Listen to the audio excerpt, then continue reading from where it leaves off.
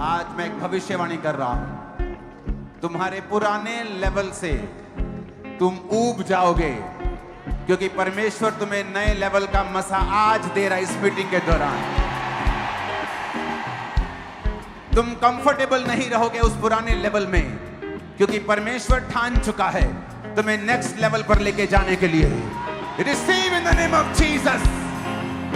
ये भविष्यवाणी है कि तुम अपने नेक्स्ट लेवल के लिए अंदर से तैयार हो जाओगे। आज अपने घुटनों पर आओ और कहो, आज जो कुछ मैं सुनूं, चाहे वो गवाही हो, चाहे वो वचन, वो मेरे लिए हो। मैं वायदा करता हूं, मैं उसे सुनूंगा, मानूंगा और उसका प्रचार करूंगा।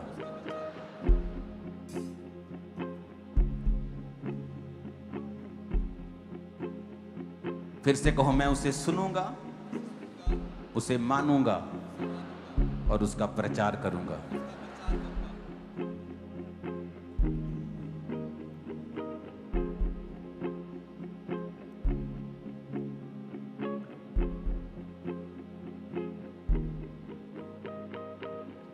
प्रभु यीशु मसीह के सामर्थी नाम में हम मानते हैं। अपनी बाइबल को पकड़ो अपने हाथों में। जो कुछ आज मैं सुनने वाला हूं, मैं प्रार्थना करता हूं, मैं प्रार्थना करती हूं कि मैं 100 गुना फलों को लेके आऊंगा, क्योंकि परमेश्वर ने आज मुझसे बात की है और वह मुझसे बात करेगा। वो अपने वचन को भेजेगा और मुझे चंगा करेगा। प्रभु यीशु मसीह के सामर्थी नाम में स्वागत है खुदावंद की प्रेजेंस में आप सबका।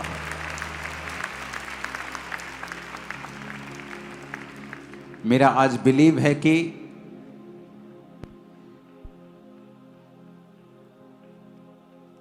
जो वचन परमेश्वर ने 31 नाइट को दिया था, उस वचन के रिगार्डिंग जो टीचिंग आपको आज मिलेगी पवित्र आत्मा के द्वारा, वो उन कार्यों को करेगी जो ह्यूमनली पॉसिबल नहीं है, जो सांसारिक दृष्टि से संभव नहीं है। चाहे वो आपकी लाइफ में कर्जा हो, चाहे वो आपकी लाइफ की बीमारी हो, चाहे वो स्पिरिचुअल हो, चाहे वो फिजिकल हो, आप जिस भी कंडीशन में हैं, इस वर्ड को सुनने के बाद परमेश्वर आपको एक बीज देगा और वो बीज एक पेड़ बनेगा जो आपको निकाल ले जाएगा इम्पॉसिबल सिचुएशन से। जस्ट आपको सुनना है और इस शैतान की परवाह नहीं करनी है। इस साल सुपरनैचुरल मैनिफेस्टेशन मैंने आपको 31 को ही बोल दिया था। मैंने आपको 31 को बोला था कि वो होगा जो पहले कभी नहीं हुआ।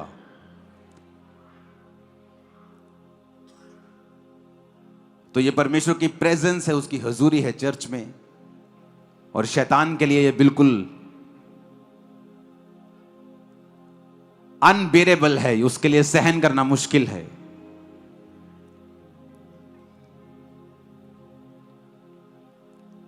हालेलुया।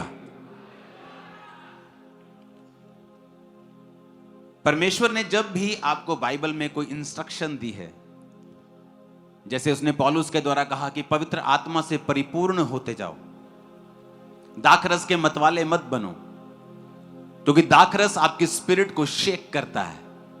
एक चूहा आदमी भी दलेर हो जाता है। तो परमेश्वर ने कहा वो दलेरी जो दाखरस देता है, वो फेक दलेरी, वो कुछ समय की।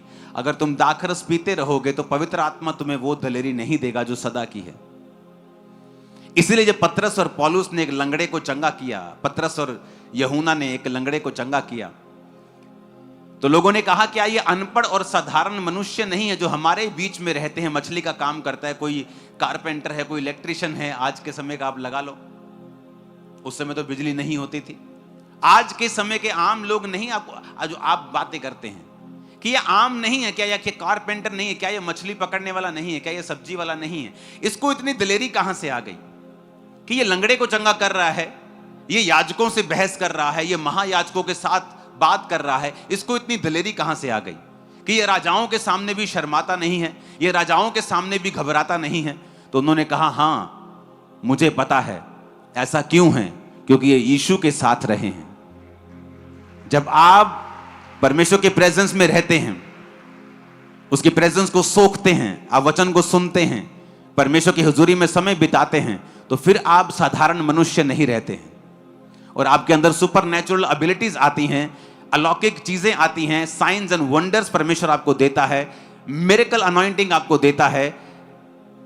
और उसी अनॉइंटिंग के जरिए ही परमेश्वर ने बाइबल में बड़े बड़े कार्य किए हैं। कई बार आप अपने रिश्तेदारों से भीख मांगते कि आपको इस सिचुएशन से निकाल लो, आप निकाल सकते हो मुझे इस सिचुएशन से, वो नहीं निकालते हैं। आप अपने दोस्तों को बोलते हो, आप अपने रिश्तेदारों को बोलते हो, आप अपने क्लोज रिलेटिव्स को बोलते हो। कईयों में ताकत नहीं होती निकालने की, कई तो निकालने वाली चीजें नहीं होती, कईयों के पास तो एबिलिटी नहीं होती, कई तो ह्यूमनली इंसान के लिए पॉसिबल नहीं होता, जिसके लिए होता भी है वो निकालता नहीं है ताकि आप परमेश्वर की ओर देख सकें। कई बार परमेश्वर आपको कंफर्ट से बाहर निकालता है।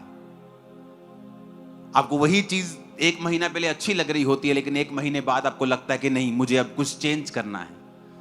आपका कंफर्ट खराब होता है। वो कंफर्ट खराब नहीं हो रहा, परमेश्वर चाहता है कि आप अगले लेवल पर जाएं। वो चाहता है कि अब आप सोचें कि आपको नेक्स्ट लेवल पे किस तरह से जाना है, किस तरह से आपको कैच करनी है वो चीजें। दाऊद को 16 साल की उम्र में राजा बनने का मसा अगर दे दिया गया, क्योंकि वो टीन एज था, 15, 16, 13, 14, 19, 18 इतने ही था। लिखा उसके मुंह पर लाली झलकती थी, वो बच्चों के समान सुंदर था। उसको जब मसा किया गया, क्यों? परमेश्वर ने 30 साल की उम्र में उसे एक गोत्र का राजा बनाया और 37.5 साल की उम्र में सभी 12 गोत्रों का राजा बनाया, जिसका वायदा परमेश्वर ने उससे किया था। क्योंकि जब तक आपके पास वो ग्रेस नहीं है कि वो प्रोफेटिक वर्ड जो परमेश्वर ने आपके विषय में बोला है वो पूरा हो सके, तब तक आपको वो ग्रेस हासिल करने के लिए लगातार फाइट करनी होती है और परमेश्वर के संग चलना होता है। अगर परमेश्वर ने आपको कहा है कि मैं तुझे एक बड़ी चर्च दूंगा और आप बड़ी चर्च के जैसा अनॉइंटिंग और उसके जैसा कैरेक्टर और ग्रेस को नहीं पाते हैं परमेश्वर से, तब तक वो भविष्यवाणी हवा में ही लटकती रहती है।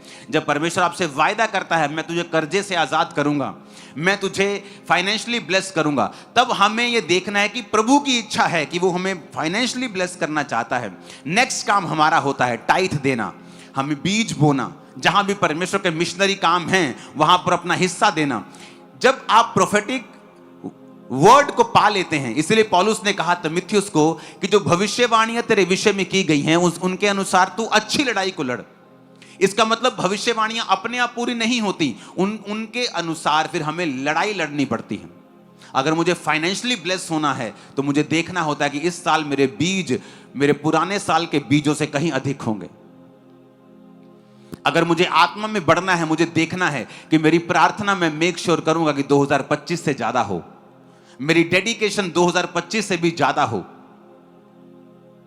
कितने मेरी बातों को समझ रहे हैं?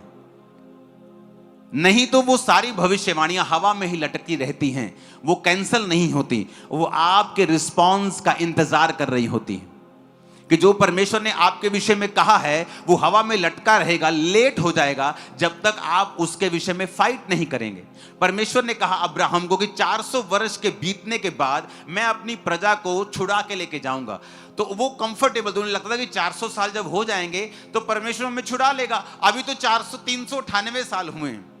जब 400 हो गए, 405 हो गए, 410 हो गए, वो भाई साहब परमेश्वर ने कहा है छुड़ा के लेके जाऊंगा, लेकिन तुम्हारा रोल ये था कि तुम प्रार्थना करते, तुम परमेश्वर के सामने पवित्र होते, तुम जाते और प्रभु से कहते कि परमेश्वर तेरे वचन में लिखा है, तूने कहा था कि तू हमें आजाद करेगा। उन्होंने प्रार्थना नहीं की तो परमेश्वर ने मुसीबतें डालनी शुरू की, राजा उनको तंग करने लगा। वो कंफर्ट से बाहर आए तो फिर प्रेयर करनी शुरू की और 430 साल के बाद परमेश्वर ने उन्हें आजाद किया। भविष्यवाणी 400 साल की थी, 430 की नहीं, क्योंकि आप, बाइबल कहती है कि अपनी भविष्यवाणी को लेट कर सकते हो। जो योजना परमेश्वर की आपकी लाइफ में है उसे डिले कर सकते हो।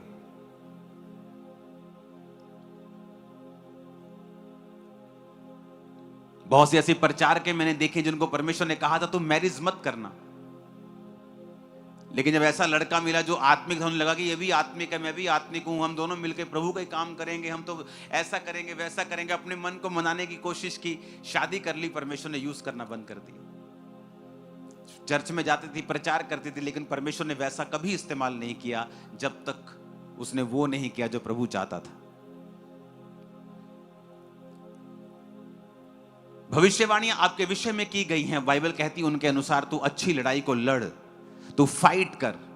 अगर तू फाइट नहीं करेगा तो परमेश्वर उन योजनाओं को पूरा नहीं कर पाएगा तेरी लाइफ में। आमीन। मेरा बिलीव है कि आज आप जो वचन सुनेंगे आपकी लाइफ को सेम नहीं रहने देगा।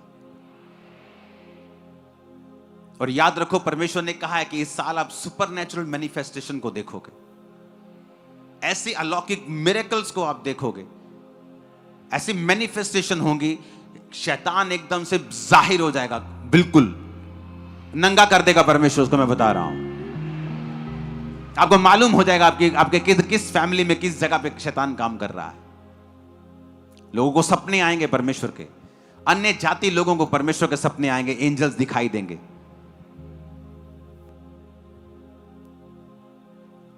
और बहुत से लोग मसीह में आने वाले हैं। एक टेस्टिमनी को हम सुनेंगे। अपोस्टल जी, इस बहन का नाम अंजलि है और साथ में इनके मदर इन लॉ हैं और ये कलन और गुरदासपुर के रहने वाले हैं। इनकी मैरिज अक्टूबर 2019 में हुई थी। उसके बाद जब इन्होंने बेबी का सोचा तो ये प्रेगनेंसी नहीं कंसीव कर पा रहे थे। जो इनका पीरियड साइकिल था वो बिगड़ चुका था, 1.5-2 महीने बाद पीरियड्स आते थे, दवाइयाँ खाई तभी पीरियड आते थे, तो इसकी वजह से इनकी प्रॉब्लम बढ़ती जा रही थी। तो ये गायनी डॉक्टर के पास गए, जब इनकी स्कैन हुई, टेस्ट हुए, तो पता चला कि इनके हार्मोन इनबैलेंस है और मेंस्ट्रुअल साइकिल जो है वो बिगड़ चुका है और साथ ही यूट्रस में एक मांस वाली बड़ी गांठ है और एग्स भी ग्रो नहीं कर रहे हैं। डॉक्टर ने दवाइयाँ खाने को दी तो दवाइयाँ खाते रहे लेकिन कोई रिजल्ट नहीं मिला। और अपोस्टल साथ में इनको एक सपना आता था, एक लेडी दिखती थी सपने में, वो इनको हमेशा यही बोलती थी कि मैं तेरे कभी बच्चा नहीं होने दूंगी, जिस वजह से ये बहन और भी ज़्यादा डर गए थे। 8 बड़े बड़े हॉस्पिटल जो कि अमृतसर, गुरदासपुर, बटाला के हैं, सभी स्पेशलिस्ट डॉक्टर के पास जाकर टेस्ट कराए, स्कैन हुई, तो डॉक्टर का कहना यह था कि दोनों ओवरीज मल्टीपल पानी वाली रसौलियों से भरी पड़ी है, फिलिपियन ट्यूब्स दोनों ही ब्लॉक हो चुकी हैं, राइट फिलिपियन ट्यूब्स एक जो है उसमें आपको इतना कुछ डॉक्टर बोलते थे कि स्कैनिंग होती थी क्या, कैसे मालूम करते थे वो इतना कुछ? पापा जी स्कैनिंग करते ही, पर वो कहते ही भी ਤੁਹਾਡੇ हर बार ਇਹੋ ਕਹਿੰਦੇ ਰਸੌਲੀਆਂ ਰਸੌਲੀਆਂ। ਕਿਹੜੀ ਜਗ੍ਹਾ ਤੇ? ਯੂਟਰਸ 'ਚ ਰਸੌਲੀਆਂ ਸੀਗੀਆਂ? ਯੂਟਰਸ 'ਚ ਹੀ ਟਿਊਬ ਦੇ ਵਿੱਚ ਹੀ, ਦੋਨੋਂ ਟਿਊਬ ਬਲੌਕ ਹੀ। ਟਿਊਬਾਂ ਬਲੌਕ ਸੀ ਯੂਟਰਸ ਦੇ ਵਿੱਚ ਸੀ, ਓਵਰੀ ਦੇ ਵਿੱਚ ਵੀ ਸੀ? ਹਾਂਜੀ। ਔਰ ਕਹਿੰਦੇ ਸੀ ਕਿ ਟਿਊਬਾਂ ਤੇਰੀਆਂ ਬਲੌਕ ਨੇ? ਹਾਂਜੀ ਪਾਪਾ ਜੀ। ਇੱਕ ਮਾਸ ਵਾਲੀ ਰਸੌਲੀ ਰਾਈਟ ਫੈਲੋਪੀਅਨ ਟਿਊਬ ਦੇ ਵਿੱਚ ਹੈ? ਹਾਂਜੀ ਪਾਪਾ ਜੀ। ਔਰ ਇੱਕ ਤੁਹਾਡੇ ਓਵਰੀਜ਼ ਦੇ ਵਿੱਚ ਮਲਟੀਪਲ ਪਾਣੀ ਵਾਲੀਆਂ ਰਸੌਲੀਆਂ ਨੇ? ਹਾਂਜੀ ਪਾਪਾ ਜੀ। ਔਰ ਇੱਕ ਰਸੌਲੀ ਤੁਹਾਡੀ ਜੜ ਵਾਲੀ ਯੂਟਰਸ ਦੇ ਵਿੱਚ ਹੈ? ਹਾਂਜੀ ਪਾਪਾ ਜੀ। ਮਤਲਬ ਸਭ ਜਗ੍ਹਾ ਰਸੌਲੀਆਂ ਸੀਗੀਆਂ ਤੁਹਾਡੀ? ਹਾਂਜੀ ਪਾਪਾ ਜੀ। ਜਦੋਂ ਇੰਨਾ ਕੁਝ ਤੁਹਾਡੇ ਨਾਲ ਹੋ ਰਿਹਾ ਸੀਗਾ, ਕੀ ਤੁਹਾਨੂੰ ਲੱਗ ਰਿਹਾ ਤੁਸੀਂ ਮਸੀਹ 'ਚ ਸੀਗੇ ਉਦੋਂ ਕਿ ਨਹੀਂ? ਹੈਗੇ ਸੀ ਪਾਪਾ ਜੀ, ਪਰ ਇੰਨਾ ਨਹੀਂ ਸੀ, ਮਸੀਹ ਨਾਲ ਜੁੜੇ ਹੋਏ ਨਹੀਂ ਸੀ ਇੰਨਾ। ਹਾਂਜੀ। ਉਸ ਤੋਂ ਬਾਅਦ ਆਪਰੇਸ਼ਨ ਕਰਵਾਇਆ, ਕੀ ਕੀਤਾ ਤੁਸੀਂ? ਪਾਪਾ ਜੀ ਉਹਨਾਂ ਨੇ ਕਿਹਾ ਸੀ ਵੀ ਦੋਨੋਂ ਟਿਊਬ ਬਲੌਕ ਸੀ ਤੇ ਖੋਲਣ ਦੀ ਕੋਸ਼ਿਸ਼ ਕਰਦੇ ਆ, ਪਰ ਇੱਕ ਟਿਊਬ ਜਿਹੜੀ ਫਲੋਪੀਅਨ ਟਿਊਬ ਜਿਹੜੀ ਆ ਉਹਦੇ ਵਿੱਚ ਰਸੌਲੀ ਉਹਨਾਂ ਨੇ ਮਤਲਬ ਕੱਢਤੀ ਸੀ। ਪਰ ਤਦ ਵੀ ਉਹਨਾਂ ਨੇ ਕਿਹਾ ਸੀ ਵੀ ਗਾਰੰਟੀ ਨਹੀਂ ਦੇ ਸਕਦੇ ਵੀ ਬੇਬੀ ਹੋ ਸਕਦਾ ਕਿ ਨਹੀਂ। ਫਿਰ ਸਾਲ ਇੱਕ ਮੈਡੀਸਿਨ ਖਾਧੀ ਪਰ ਕੋਈ ਫਰਕ ਨਹੀਂ ਪਿਆ।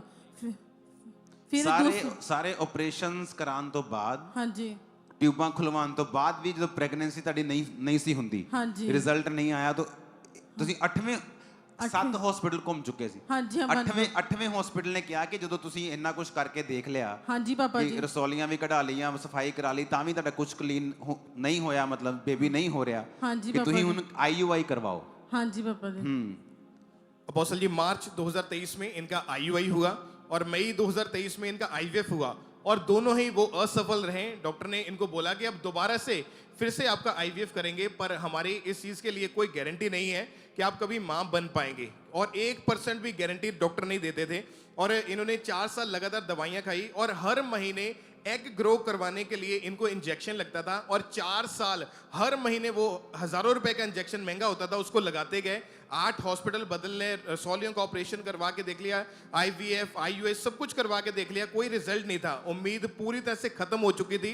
और IVF भी करवा लिया, IUI भी करवा लिया, ऑपरेशन भी करवा लिया, दवाइयां भी खा दी, 4 साल हर महीने इंजेक्शन भी लगा के ਹਾਂਜੀ देखे। ਪਾਪਾ ਜੀ। ਉਸ ਤੋਂ ਬਾਅਦ ਜਦੋਂ ਕੁਝ ਨਹੀਂ ਹੋਇਆ ਫਿਰ ਤੁਹਾਡੀ ਲਾਈਫ 'ਚ ਕੀ ਚੱਲ ਰਿਹਾ ਸੀ, ਕੀ ਸੋਚਦੇ ਸੀਗੇ ਤੁਸੀਂ? ਮੈਂ ਸੋਚਦੀ ਮੈਂ ਪਤਾ ਨਹੀਂ ਕਦੀ ਮਾਂ ਬਣ ਸਕਦੀ ਆ ਕਿ ਨਹੀਂ।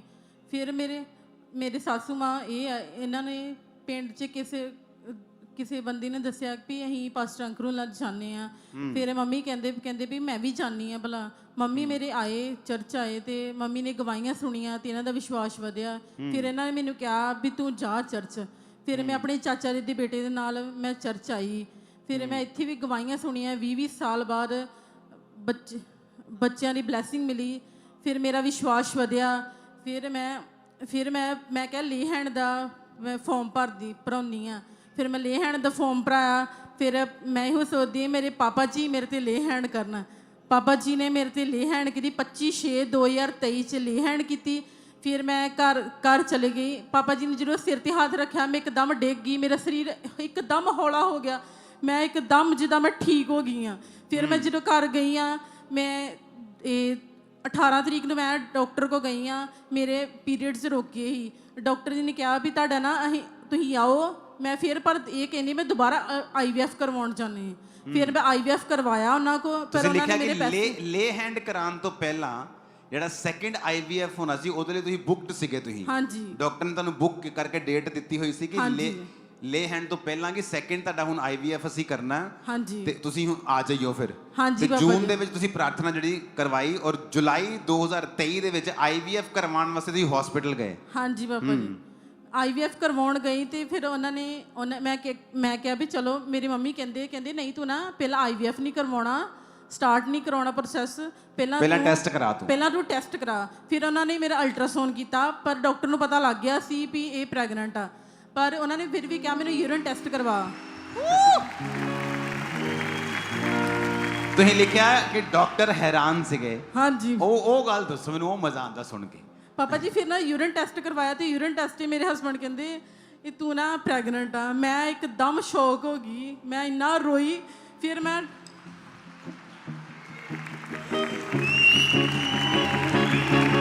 क्योंकि जिंदा खुदा है खुदा, जिंदा खुदा है खुदा, क्योंकि जिंदा खुदा है खुदा, जिंदा खुदा है खुदा, जिंदा खुदा है खुदा, जिंदा खुदा है खुदा।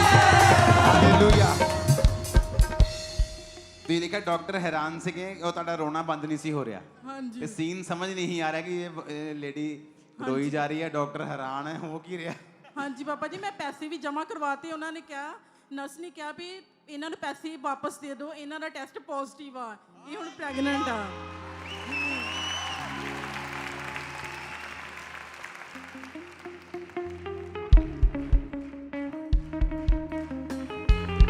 Oh Jesus! सुनो अभी टेस्टिमनी पूरी सुनना। जब परमेश्वर आपको देता है ना, उसकी एक निशानियां होती हैं कि नेचुरली ये पॉसिबल नहीं है, इसकी बॉडी वो कंसीव करने के लिए नेचुरली तैयार नहीं है। अगर स्पिरिचुअली हम बात करें तो एक औरत सपने में आती थी, बोलती थी, वो दुष्ट आत्मा बोलती थी। तो यहाँ बैठे जो पढ़े लिखे लोग हैं जो पहली बार आए सोचते हैं कि ये तो बेकार की बातें हैं। मेडिकली बताओ क्या था, तो मेडिकली सब टेस्ट मौजूद हैं, सब स्कैनिंग्स मौजूद हैं, ऑपरेशन हुआ, सब कुछ हुआ, इंजेक्शंस लगते रहे, कोई प्रेगनेंसी नहीं। जब नहीं हुई तो लास्ट होप होती है IUI के बाद, फिर लास्ट टू लास्ट होप होती है IVF, उसके ऊपर कुछ नहीं होता। वो भी करवा के देख लिए, वो फेल थे, सेकंड IVF के लिए बुक थे। लेकिन जब ले हैंड हुआ, उसके बाद जब टेस्ट करवाया वो पॉजिटिव निकला, उसके बाद टेस्टिमनी सुनना क्या हुआ। और अपोस्टल जी उसके बाद जब 6 मंथ तक इनकी प्रेगनेंसी अच्छी चलती रही और 7th मंथ में प्रेगनेंसी में जब लिवर पेन इनको अचानक से स्टार्ट हो गई, तो हॉस्पिटल जब लेकर गए तो डॉक्टर ने इमरजेंसी डिलीवरी करने को बोला। और जब डिलीवरी हुई तो प्री मैच्योर बेबी जो था, बेबी बॉय पैदा हुआ। और बेबी को उस समय कितने ग्राम का बेबी था आपका जब पैदा हुआ? 1200 ग्राम का से। इमेजिन। अब आप कहेंगे ऐसा क्यों जब परमेश्वर ने दिया? यही निशानी है कि ये परमेश्वर ने दिया। क्यों? मैं बताता हूं क्यों। सुनो, जब आपकी बॉडी नेचुरली तैयार नहीं है कंसीव करने के लिए और आपकी लाइफ में सडनली आप जब चर्च में आते हैं, आपकी स्पिरिचुअल लाइफ जब ग्रो करती है, आप एक तरह का एक रास्ता ओपन कर देते हैं। आपको पता है कि लोगों को लगता है कि स्पिरिचुअली मतलब कि ये बेवकूफ लोगों का काम है। आपको नहीं पता, जब आप स्पिरिचुअली ग्रो करते हैं, सडनली आप हेवन का एक वे ओपन कर देते हैं कि जो कुछ आपकी लाइफ में ह्यूमन से, इंसान से पॉसिबल नहीं हो रहा, मेडिकल से पॉसिबल नहीं हो रहा, आपकी ताकत से, आपकी पढ़ाई से, स्किल से कामयाब नहीं हो रहा, हेवन का वो वे ओपन होता है आपको छूने के लिए। इसीलिए जब चर्च में आप लोग आते हो, आपकी लाइफ में कोई प्रॉब्लम होती है, आपको बोला जाता है टेस्टिमनी सुनो, वचन को सुनो। आपको स्पिरिचुअली ग्रो करना है ताकि आपके लाइफ में जो वे है, जो रास्ता है, जो खुदा का दरवाजा है, वो खुले और परमेश्वर आपको छुए। अब प्रभु ने छू लिया, सेकंड आईवीएफ के लिए पैसे दिए हुए हैं, सब बुक्ड है, जस्ट टेस्ट करवाया तो पॉजिटिव आया, पॉजिटिव टेस्ट कराया तो प्रेगनेंसी निकली। अब प्रेगनेंसी जब हुई तो लेबर पेन स्टार्ट हुई। शैतान जब आपको देखता है कि इसने परमेश्वर की ओर से कुछ पाया है, वो उसको फाइट करता है। और 1200 ग्राम का बेबी, ये 1200 ग्राम मेरे हाथ में पकड़ा होगा, सिर्फ जस्ट इसका ये कवर वगैरह मिला के। 1200 ग्राम कितना होता है? किलो, जस्ट किलो से कुछ ग्राम ऊपर।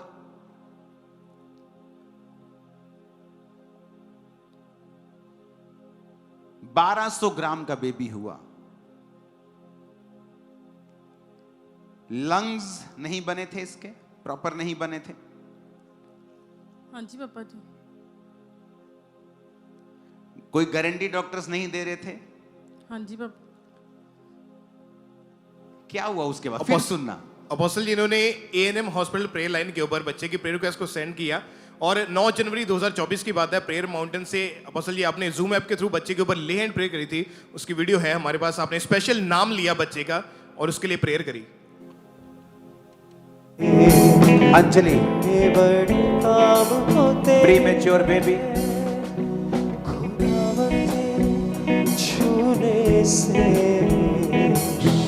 अपने हाथों को उठा। सब लोग, सब गेस्ट अपने हाथों को उठाओ इस बच्चे के लिए।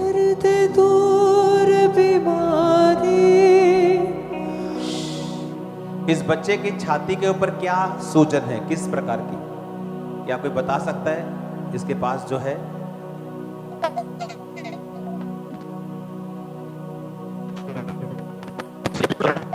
अजी? इसकी छाती के ऊपर क्या है?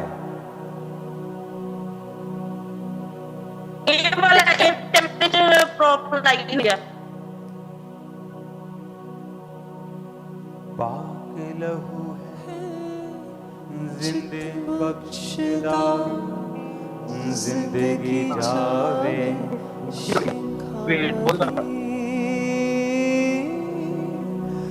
पाक लहू है जिंदे बख्शदा। इस पे अपने हाथों को उठाकर जीवन की आत्मा को इस पे भेजो। जीवन की आत्मा पर, जो कि जीवन देने वाली आत्मा है, वो इस पे जाए। अपने हाथों को उठाओ गैर भाषाओं।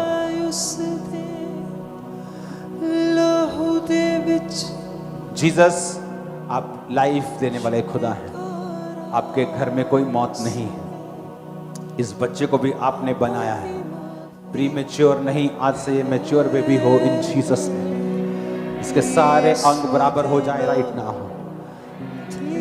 सारी सूजन, इन्फेक्शन खत्म हो जाए in the mighty name of Jesus.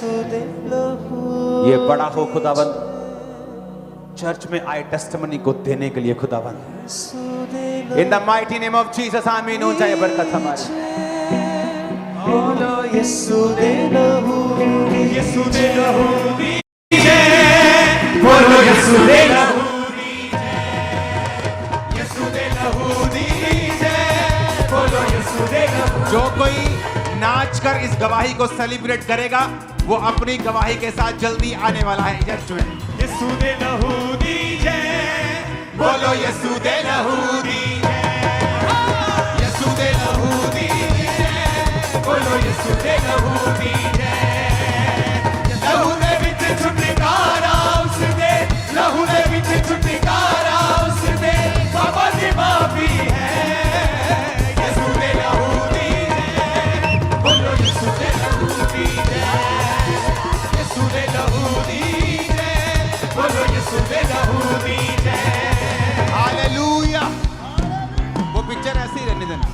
वो पिक्चर ऐसे ही रहने देना। वो देखो इधर की पिक्चर दिखाना जरा, इधर जो बिल्कुल लास्ट में है ना, इधर जूम करना। वो देखो शायद पीछे हाथ है, वो बच्चे के सिर के पीछे वो देखो हाथ है। No no no no no, कौन है अंदर?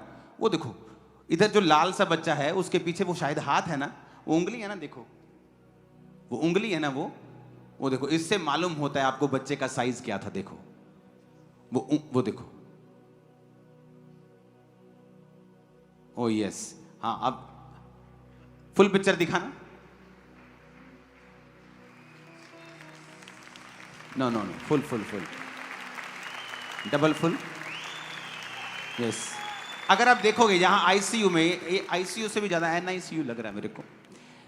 इधर जो ग्रीन बच्चा है, ग्रीन ग्रीन ग्रीन वाले बेल्ट जो नीचे मैट में, उसको जूम करना, ध्यान से छाती देखना बच्चे की।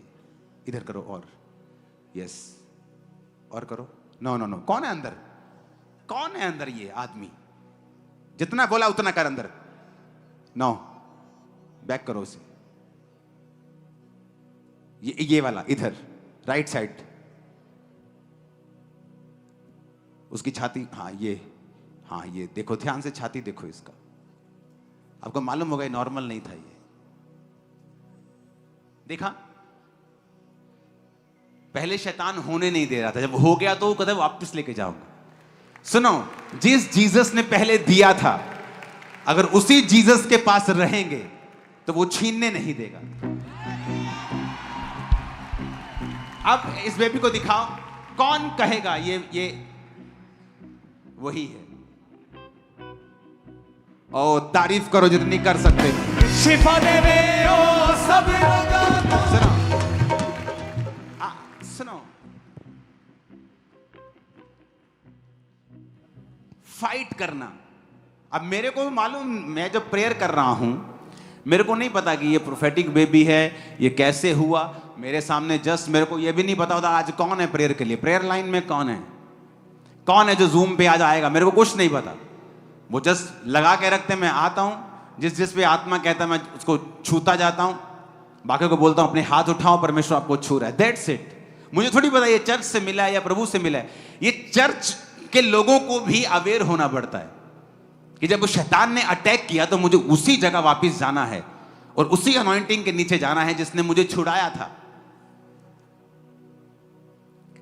अब इमेजिन करो, एक सिस्टर को पहले हार्मोन्स प्रॉब्लम होती है, पीरियड प्रॉब्लम्स होती हैं, उसके बाद चेक करवाया जाता तो हर जगह रसौलियां, ओवरीज में रसौलियां, ट्यूब्स ब्लॉक हैं, यूट्रस में एक जड़ वाली मांस वाली रसौली है, ऑपरेशंस होते हैं, ट्यूब्स खुलती हैं, कुछ नहीं हुआ। अच्छा, दवाई इंजेक्शन लगा देते हैं, 4 साल इंजेक्शन लगते हैं, कुछ नहीं हुआ। आईयू कराई के देखो, कुछ नहीं हुआ। आईवीएफ करा के देखो, कुछ नहीं हुआ। अब सेकंड आईवीएफ के लिए पैसे दिए हुए हैं, बुक्ड हैं, लेकिन 25 जून को ले हैंड हो जाता है। जब जुलाई में जाके चेकिंग होती है तो मालूम पड़ता है आप प्रेग्नेंट हैं। डॉक्टर हैरान है, वाइफ रो रही है।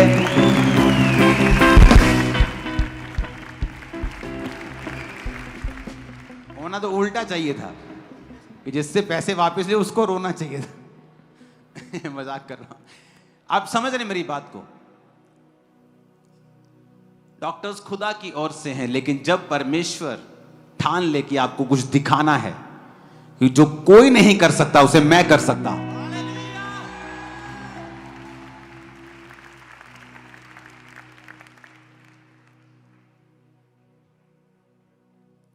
जब आप फाइट करेंगे अपनी टेस्टिमनी के लिए, परमेश्वर आपको देगा।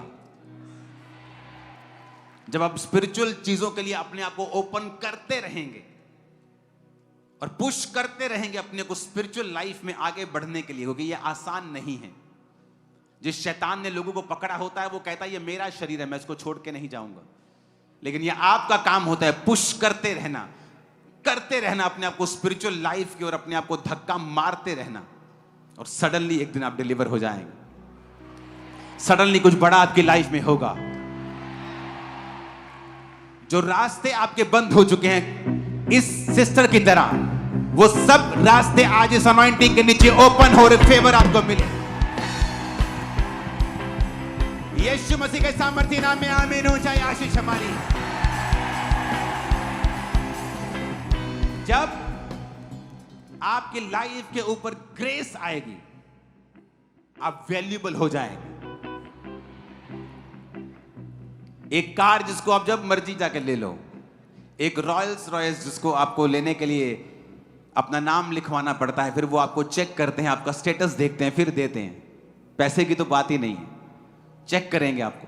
और ऐसी कारें भी आप जाओ और पैसा है तो ले लो, वो आपको क्रिश्चियनिटी में रॉल्स रॉयस बनाएगा, आपको क्रिश्चियनिटी की रॉल्स रॉयस। मैं आपको बता रहा हूं, अगर आप समझे स्पिरिचुअल चीजों की वैल्यू को, इसकी टेस्टिमनी है कि मैं चर्च में आई, मेरा फेथ बढ़ा। होता क्या है, जब आपका फेथ बढ़ता है, आप परमेश्वर की चीजें करना शुरू करते हैं, आप प्रार्थना करना शुरू करते हैं, आप दूसरी चीजों से दूर होना शुरू होते हैं, आप शैतानी कामों से मन फिराना शुरू करते हैं, धीरे धीरे आप परमेश्वर की ओर बढ़ना शुरू होते हैं। और ये रास्ता है, जब आप स्पिरिचुअली लाइफ में ग्रो करते हैं, सडनली हेवन आपके लिए ओपन होता है। अगर आपको देखना है सुपरनैचुरल मैनिफेस्टेशंस, अगर आपको देखना है कि कुछ अलौकिक हो, कुछ जबरदस्त मेरी लाइफ है, मेरी सेवकाई में हो, जितनी प्रार्थना कर सकते हो करना इस साल। इस मंगलवार को, आज थर्सडे, संडे के बाद जो मंगलवार आ रहा है, फुल नाइट प्रेयर करेंगे खामरा चर्च में। फुल नाइट वर्शिप करेंगे, प्रार्थना करेंगे, ऑयल प्रेयर करेंगे, आत्मा से लोग भरेंगे, पवित्र आत्मा के वरदान को वो पाएंगे, वर्शिप होगी, प्रेयर होगी, फुल नाइट। शैतान का खुल के तमाशा बनेगा इन जीसस ने। क्योंकि हमें वो हासिल करना है जो परमेश्वर ने कहा है कि इस साल तुम सुपरनैचुरली बढ़ोगे।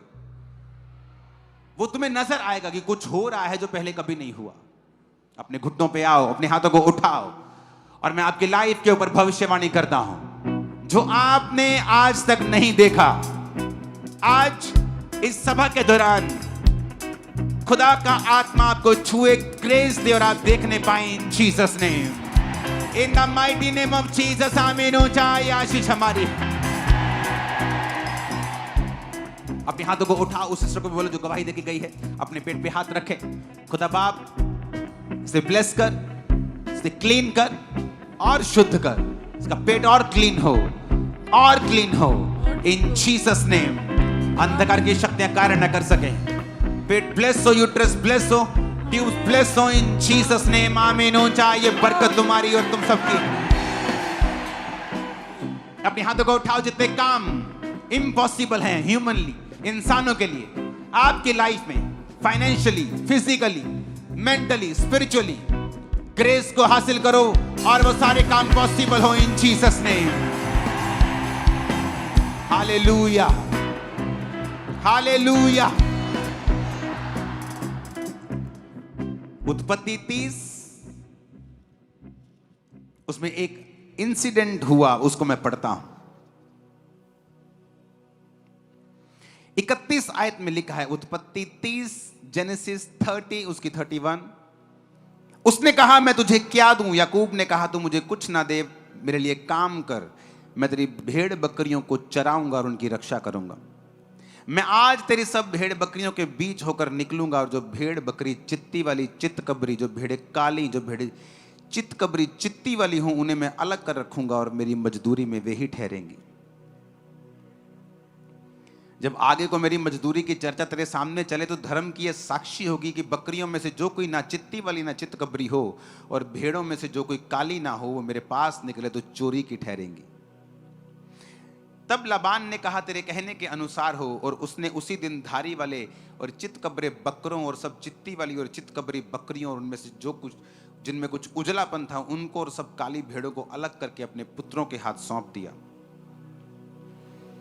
उसने अपने और याकूब के बीच में 3 दिन के मार्ग का अंतर ठहराया कि याकूब लाबान की भेड़ बकरियों को चराने लगा। याकूब ने चिनार, बादाम, अरमोन वृक्षों की हरी हरी छड़ियां लेकर उनके छिलके कहीं कहीं छील के उन्हें धारीदार बना दिया, ऐसा कि उन छड़ियों की सफेदी दिखाई देने लगे। तब छीली हुई छड़ियों को भेड़ बकरियों के सामने उनके पानी पीने के कठौती में खड़ा किया, और जब वो पानी पीने के लिए आई तब गर्भवती हो गई। छड़ियों के सामने गर्भवती होकर भेड़ बकरियां धारी वाले, चित्ती वाले और चित्तकबरे बच्चे जनी। तब याकूब ने भेड़ों के बच्चों को अलग अलग किया और लाबान की भेड़ बकरियों के मुंह को चित्ती वाली और सब काले बकरों की ओर कर दिया और अपने झुंडों को उनसे अलग रखा और लाबान की भेड़ बकरियों से मिलने ना दिया। तब बलवंत जब भेड़ बकरियां गर्भवती होती थी तब याकूब उन छड़ियों को कठोतों के सामने रख देता था जिससे वो छड़ियों को देखते हुए गर्भवती हों, परंतु निर्बल जब गर्भवती होती थी वो उनके आगे नहीं रखता था। इससे निर्बल निर्बल तो लाबान की रही और बलवंत बलवंत याकूब की हो गई। इस प्रकार वो पुरुष धनाढ्य हो गया, अत्यंत अमीर हो गया और उसके बहुत सी भेड़ बकरियां, दासियां, दास, ऊंट और गधे हो गए। सब बोलो आमीन।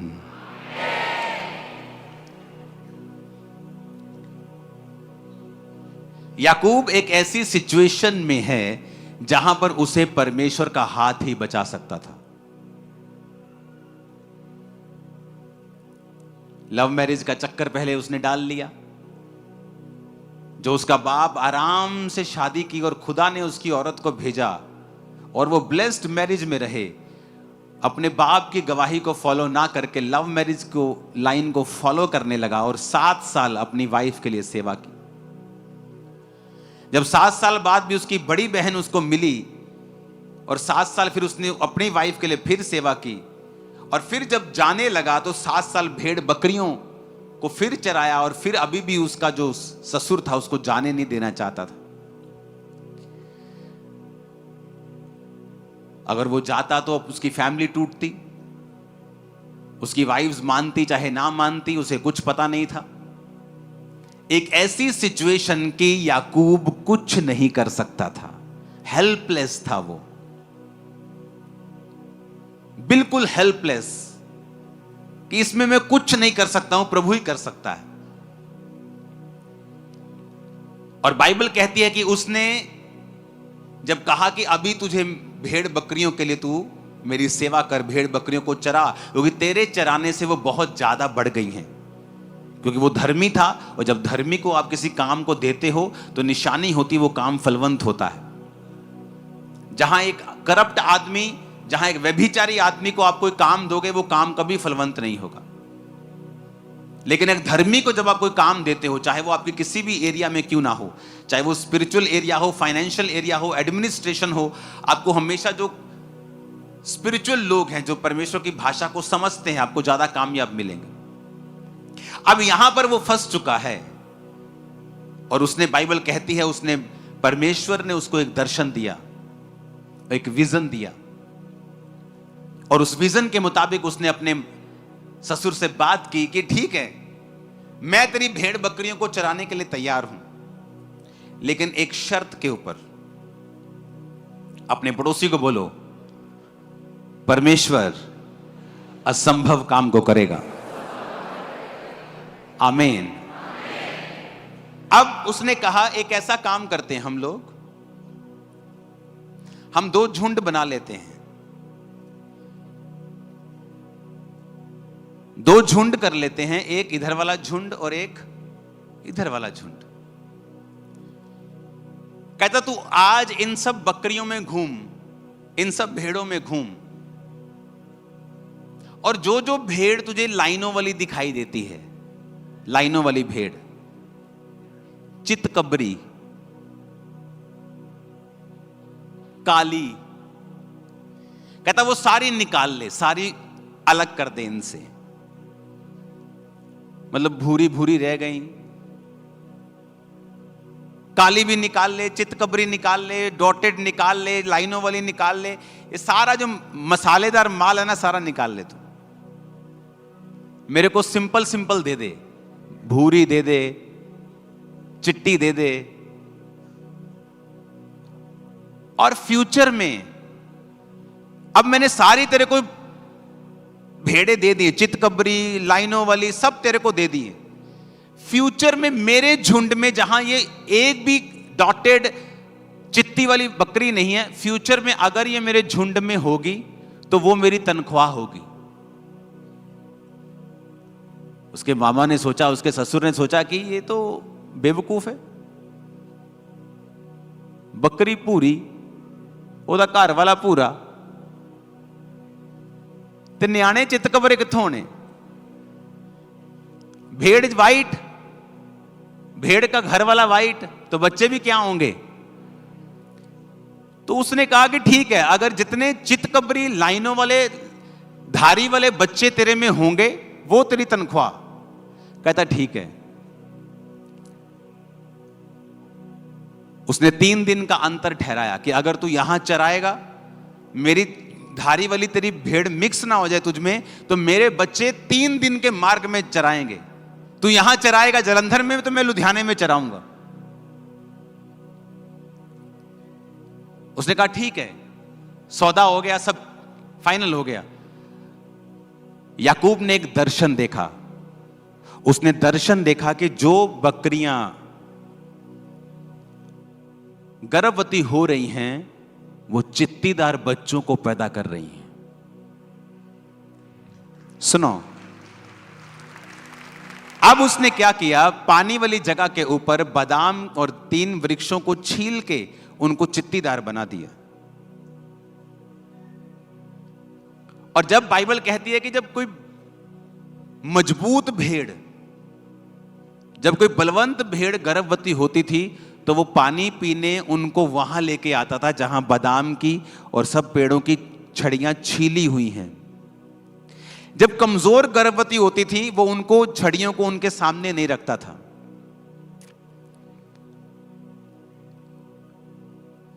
परमेश्वर ने याकूब को बताया कि जो इंसानों से इम्पॉसिबल है, मैं उसे कंप्लीट करूंगा।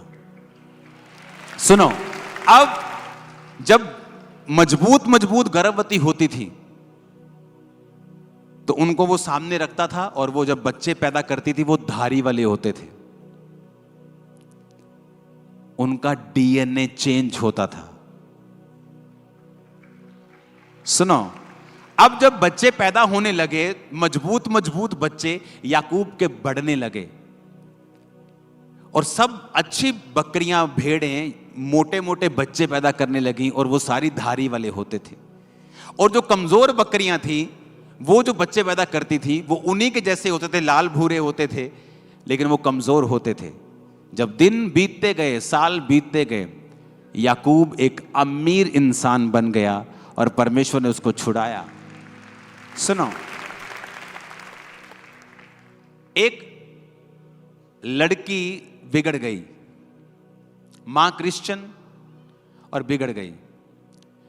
इतना बिगड़ गई कि अपने पिता के दोस्तों के साथ और अपने भाई के दोस्तों के साथ भी वो गलत थी। घर में लड़ाई हुई, घर छोड़ के चली गई। मां गई पास्टर के पास और पास्टर को बोला, पास्टर जी प्रार्थना करो मेरी बेटी मर जाए, क्योंकि मेरी बेटी हमारे लिए एक बेइज्जती का कारण बन चुकी है। प्रेयर करो मर जाए। उसने कहा तू ऐसा क्यों कह रही है? उसने कहा प्रार्थना करो ये मर जाए, हमारे लिए मर चुकी है, वो घर नहीं आती, हमने निकाल दिया, मर जाए वो। उसने कहा चल मेरे सामने बैठ। वो बैठी और उसने कहा एक दर्शन देख कि तेरी बेटी सफेद कपड़ों में है और वो प्रचार कर रही है, और एक दर्शन देख और प्रार्थना कर। सुनो, वो रोज दर्शन देखने लगी कि मेरी बेटी वाइट कपड़ों में है और प्रचार कर रही है, वाइट कपड़ों में है और प्रचार कर रही है।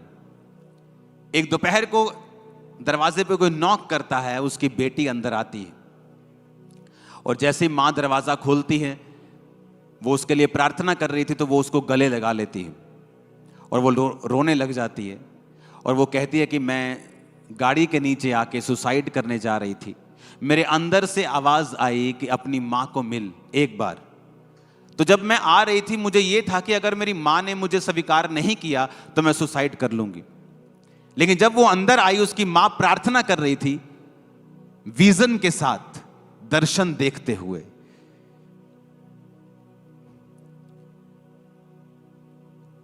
आपको जो चाहिए फ्यूचर में,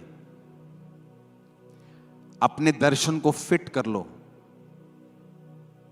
और जब आप प्रार्थना में बैठते हो परमेश्वर को बोलो प्रभु ऐसा होने दे जो मैं देख रहा हूं।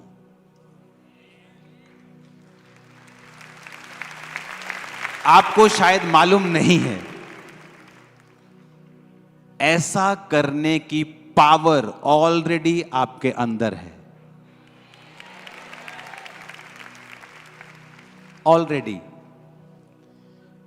ये पावर ऑलरेडी आपके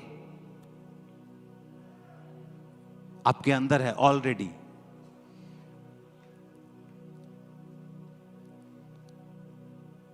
आप कहां जाना चाहते हैं, कैसी सेवकाई चाहते हैं? मैं जैसी सेवकाई को देखता था दर्शन में और गैर भाषाएं बोलता था, वैसी कुछ ही महीनों में मेरे सामने होती थी। एग्जैक्ट, बिल्कुल वैसा ही वैसा। जितने लोग मैं दर्शन में देखता था और प्रेयर करता था, वैसा होता था। क्योंकि जब मैं ये जगत पैदा नहीं हुआ था, हम परमेश्वर की इमेजिनेशन में थे। कहां थे हम? परमेश्वर के दर्शन में थे हम ओरिजिनल नहीं थे। कहां थे? परमेश्वर के विजन में थे। हम असली तो नहीं थे। कहां थे? परमेश्वर के विजन में थे। उसने दर्शन देखा, इंसान ऐसा होना चाहिए, पृथ्वी ऐसी होनी चाहिए, पेड़ ऐसे होने चाहिए, जंतु ऐसे होने चाहिए, समुद्र ऐसा, पानी ऐसा होना चाहिए। और लिखा, फिर उसने कहा उजाला हो जाए। लेकिन पहले वो कहां था? उसके विचारों में, उसके दर्शन में।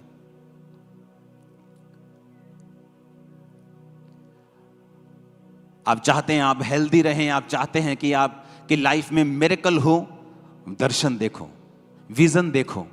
आपके पास बेबी नहीं है, विजन देखो कि आप बेबी को खिला रहे हैं, बेबी आपके पास है, आप प्रेयर कर रहे हैं, आप गैर भाषा बोल रहे हैं, आप विजन देख रहे हैं। उसने कहा तू अपने कामों को यहोवा पर डाल दे, वो तेरी कल्पनाओं को क्या करेगा? सिद्ध करेगा। तेरी कल्पनाएं, तेरी कल्पनाएं, तेरी इमेजिनेशन। यानी एक क्रिश्चियन व्यक्ति के पास पावर है अपनी इमेजिनेशन को रियलिटी में बदलने के लिए। और वहां पे सेंस नहीं चलती। अब सेंस क्या है? ब्राउन गोट है, ब्राउन ही उसका हस्बैंड है, और बेबी चित्ती वाले पैदा हो रहे, धारी वाले पैदा हो रहे, चितकबरे पैदा हो रहे।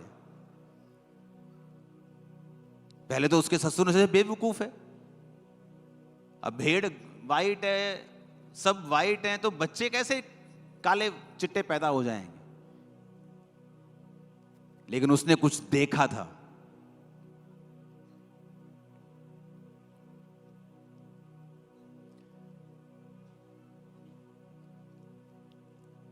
जलंधर में मैं गया एक जगह,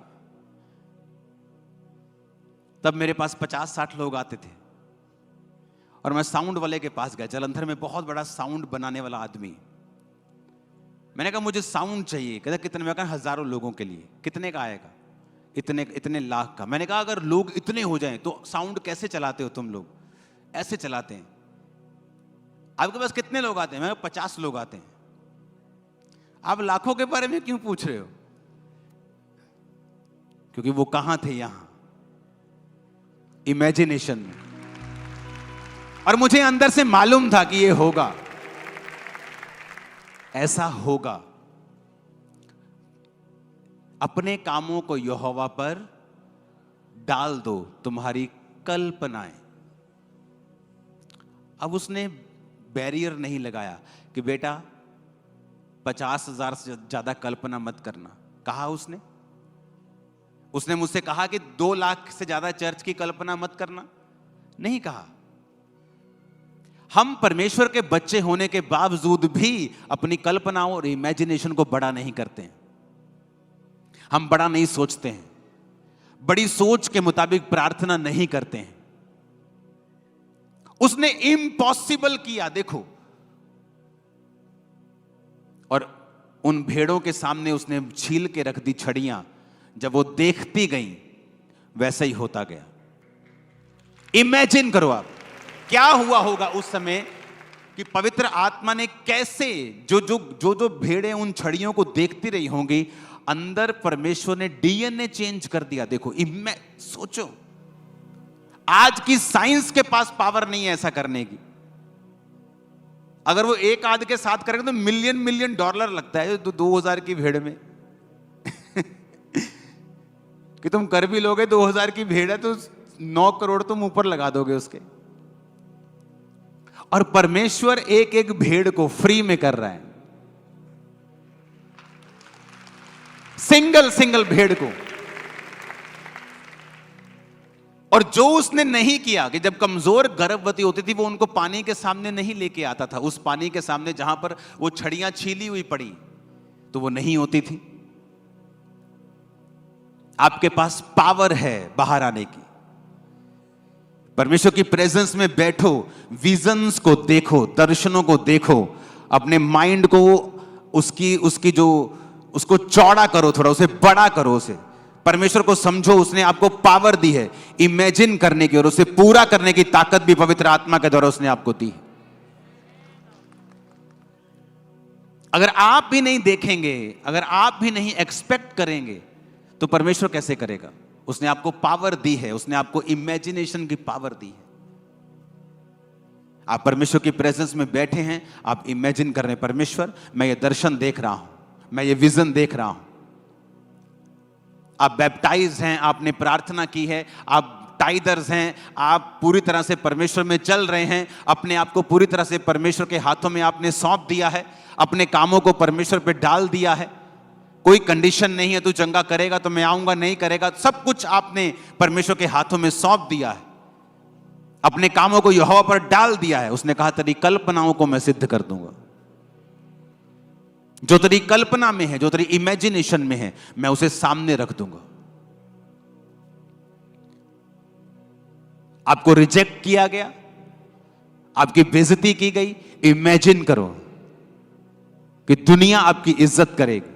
इमेजिन करो, एक्सपेक्ट करो, सोचो, उन दर्शनों में उनको रखो, देखो फिर क्या होता है, देखो फिर क्या होता है।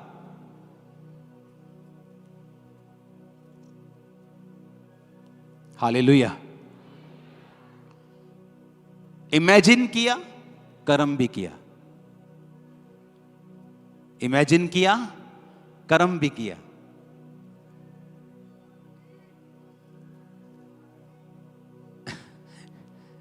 ये इस तरह की आवाजें आएंगी आपको, डोंट वरी। अपने पड़ोसी को बोलो इमेजिन करो और कर्म भी करो।